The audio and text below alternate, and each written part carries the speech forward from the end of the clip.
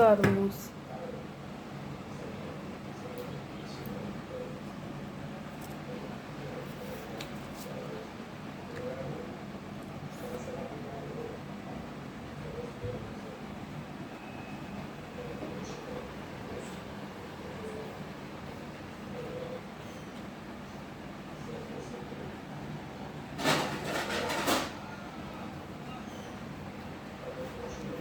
লাউ নিয়ে আসছে,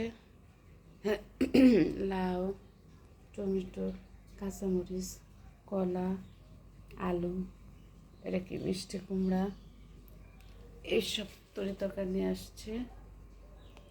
এখন এগুলো দেখতে হবে, কী করতে হবে, কোনটা খেতে হবে, এটা বের করতে হবে।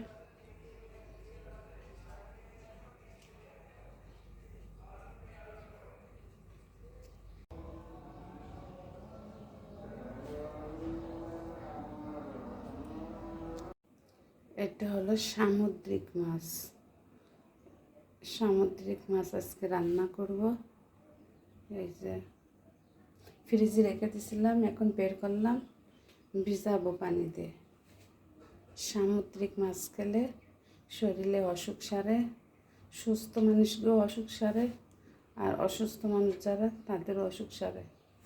সবার সামুদ্রিক মাছ মাঝে মাঝে খেতে হয়।